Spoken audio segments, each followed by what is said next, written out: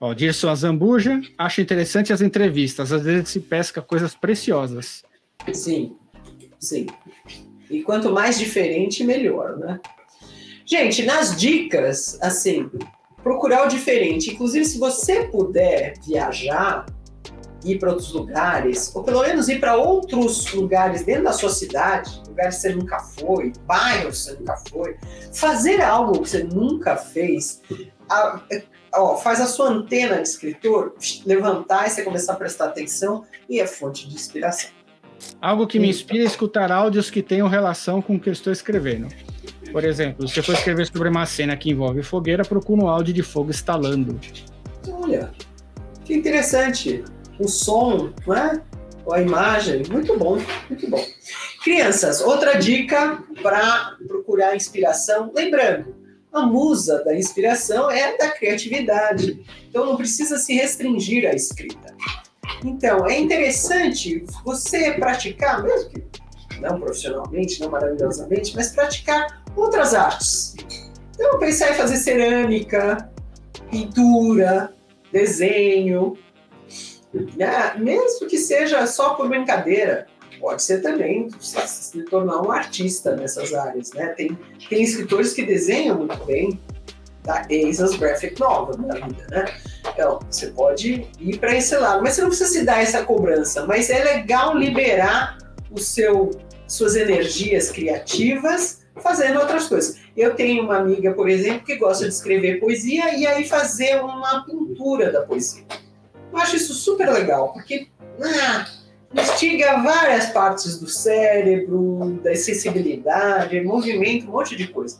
Então, considere, não ficar em apenas uma expressão de criatividade, mas várias. Porém, né, apesar de ser gostoso você ir atrás de palavras esdrúxulas, uma das dicas é escreva de forma simples, né? Porque pode ser gostoso você ficar procurando uma palavra, se divertindo com isso, mas também um outro lado da criatividade é você escrever com palavras de todo dia. Então, você fingir que está falando, sei lá, vem cobrador de ônibus ainda? Sei lá, até tem, né? Você tem uma conversa com o cobrador de ônibus. Então, como você contaria a sua história para uma pessoa assim, que, né, palavras simples, rapidamente, né, antes da viagem de ônibus acabar, e sem um caldo cultural profundo? Quer dizer, como é que você faria isso? É interessante você se propor falar de maneira simples. Eu acho assim, isso pode soltar muito, porque às vezes você tenta usar palavras mais complicadas e isso pode atravancar o seu processo de escrita. Enquanto se você naturalmente usar as palavras que você usa na fala, depois você deixa tudo correto, pode soltar muito. Vamos lembrar, a musa da inspiração gosta de brincadeira, gosta de soltura, gosta de leveza, não gosta tanto de seriedade, né? Assim, você, de forma geral, você tem algumas coisas que você faz muito bem. Tem gente que faz bem cenas românticas, tem gente que faz bem uma cena histórica de recriação, tem gente que faz bem diálogo. Então, pense em realmente deixar solta a sua história para as partes que você faz bem, você fazer mesmo bastante.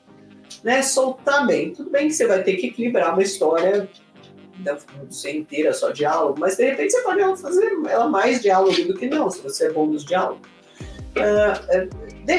Usar as suas forças. Não se restringir, dizer, não, isso aqui eu faço bem, então agora eu vou procurar aquilo que eu faço mal. Não. Tenta usar aquilo que você faz bem o máximo. Eu achei essa uma dica interessante, porque uma das coisas que escritores e escritoras têm é muita autocrítica. Esse demoninho da autocrítica é uma praga.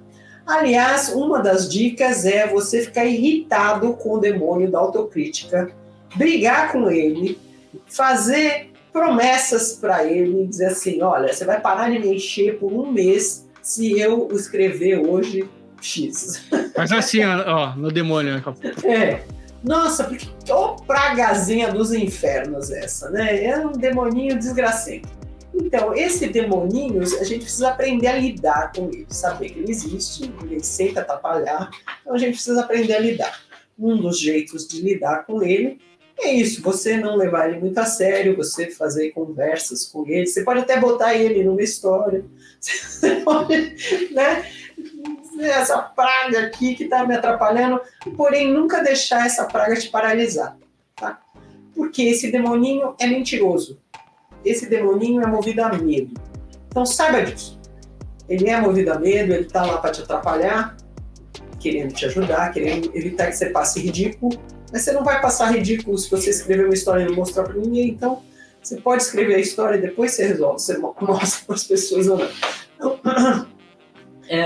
negocie com esse demoninho para ele parar de encher a sua paciência.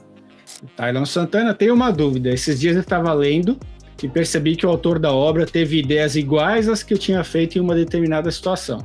Isso significa que estou sendo óbvio demais? Tailon, em geral não, tá? Muitas histórias têm como base ideias semelhantes. Dificilmente, até tem, cara, tem algumas histórias que partem, os pressupostos são bem diferentes, mas muitas histórias têm pressupostos semelhantes. Então, não quer dizer que seja óbvio, contanto que você desenvolva a sua história de uma maneira que haja surpresas, em que os personagens façam descobertas que o leitor não imagina no início, esse tipo de coisa. Se desenrolar, ainda que o pressuposto seja algo conhecido. Veja o pressuposto das histórias de crime. Quase todos eles são semelhantes, né? Algum maluco cometeu um assassinato de gente que não tinha nada a ver e alguém tenta descobrir aquilo. O pressuposto é esse. Mas a forma como isso é feito, o que aquele maluco fez, pensou, de que jeito ele matou, de que jeito o detetive vai lá e descobriu, que torna a história interessante. Então não se preocupe. Ideias muitas vezes são usadas, ideias semelhantes são usadas em histórias. Você só se preocupa se o desenrolar se não é óbvio. Aí testa, o leitor beta, né? Pede para as pessoas lerem e diz, escuta, você adivinhou o final? Aí você pode se preocupar. Uma dica: colocar quadros diversos no local onde você escreve. Olhar os quadros e imaginar uma história neles. Muito boa dica, Lola. Quadros são ótima fonte de inspiração, assim como fotos, imagens. Muito bom. Excelente mesmo. Uma dica interessante, né? Aí é uma dica de neurolinguística, é você escrever um contrato para você mesmo. Então, é você escrever um contrato dizendo até tal data eu terei a minha obra escrita e editada. E assinar e pendurar isso num lugar em que você veja. Isso é interessante. Você assinar um contrato com você mesmo e você pretende fazer alguma coisa. Porque muitas vezes, como a escrita é um ato de vontade, não tem uma obrigação, né? É fácil a pessoa largar pelo meio. E, gente, quem escreve já é diferente de quem não escreve, né? Então escreva. Você já vai estar na minoria que escreve. Quem escreve e publica está indo para uma minoria ainda menor.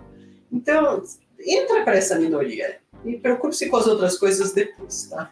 Então, assine um contrato com você mesmo que em X data, uma data possível, né? Não vai se dar um prazo absurdo, mas uma data possível você vai ter escrito, completado a história e ter editado e botado em publicação. Isso é muito interessante para botar você em movimento.